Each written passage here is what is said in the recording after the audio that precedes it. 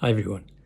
So, I want to talk about something that keeps coming up for me personally, and also in my practice as a medical doctor, because it's always sitting there in the background, the relationship between experience and science.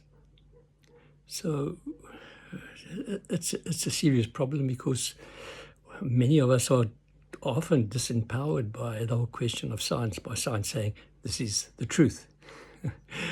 And yet, my experience doesn't always seem to associate and align with that scientific truth. So I can remember many years ago, I was the chairman of the bioenergy society that I formed, and there were a whole bunch of scientists in that. There were engineers and mathematicians and real scientists. And I was the only medical doctor. And I can remember Hans, who had written a book on mathematics, and saying to me, "Bernard, what you just said has got nothing to do with science." I said, "Hans," his name was Hans. I said, "Hans, if your relationship with your wife depended on science and you walked around with a textbook in your hand in your house, you wouldn't be able to have a relationship with your wife." And he just looked at me and he said, "Yep, you're right." So there obviously seems to be a place for science and seems to be a place for experience. But what happens when you're in a medical practice, for example, and the question of science comes up and a patient says to you, "What's the science say, doctor?" And you've got to go back on, well, there's the science and there's also my experience. And we need to find a way to bring it together. So let's just have a look at the way science actually works in order to try and clarify this question of experience, because it's so interesting to me. So if we take, let's say, double blinds, which is what standard way that medical science works in terms of trying to identify the value of drugs, you're supposed to have two equal groups. And one group is given what's called the placebo, which is a non-active product, and the other group is given the drug. And then the two groups are compared, the placebo group and the drug group. And if the drug does much better than the placebo, then it shows you that the drug's actually working. So that's a standard practice. But the question for me is, can you have two equal groups? Because the whole thing is dependent on two equal groups. If you've got two groups that are not identical at all, then what's the value of that science? So you've got to have two equal groups. The trouble is, can you get two equal groups?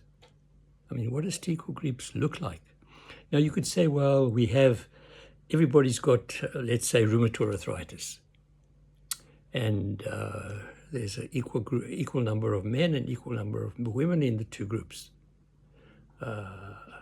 They all are over the age of 40 and up to 60.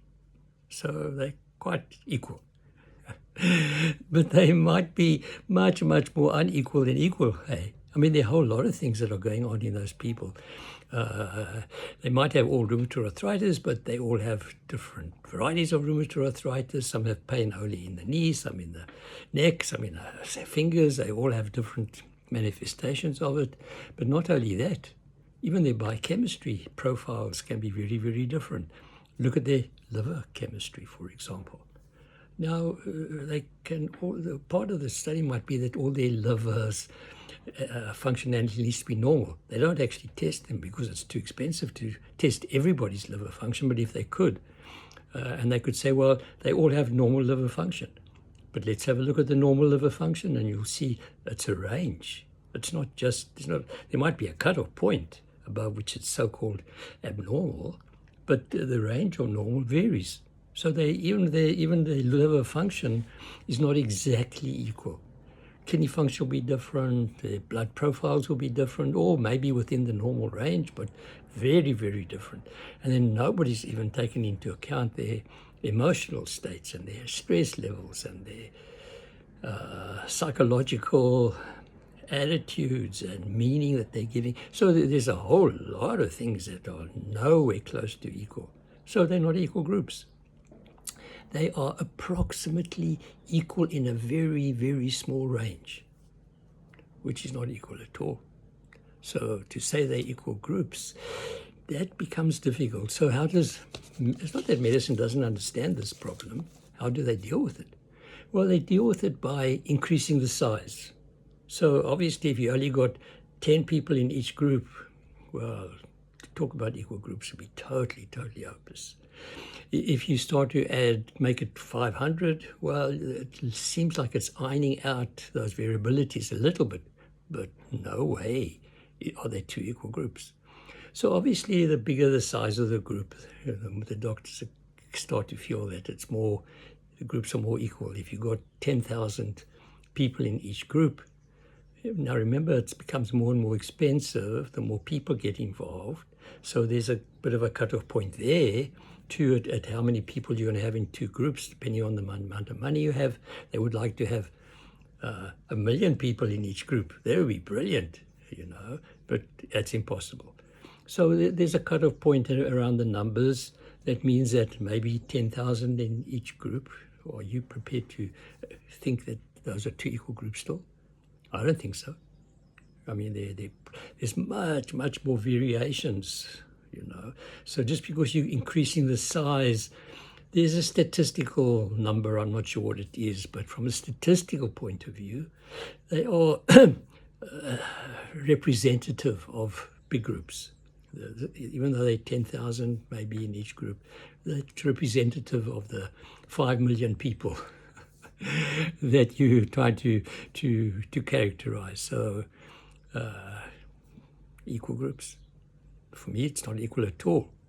So that's the reason why results vary, and why doctors like to talk about repeatability. Obviously, if you can repeat the studies and you tend to get the same kind of results, that kind of supports the results of the first study. But they don't like to do too many repeatability studies. First of all, it becomes very, very expensive. The larger the group, the more expensive it is. Secondly, the chances are that you may not get supportive results for your first study. In your first study, the drug might have shown to be very valuable. If you start to repeat the study, the value of the drug may start to go down, may go up, it may go down. And the chances are that it's not going to be the same robust results as your first study. First study is often the most robust for the simple reason that everybody's excited about it. We don't know where the results are going, and there's a lot of excitement, so there's a lot of focus on it, and often the first study gets the best results.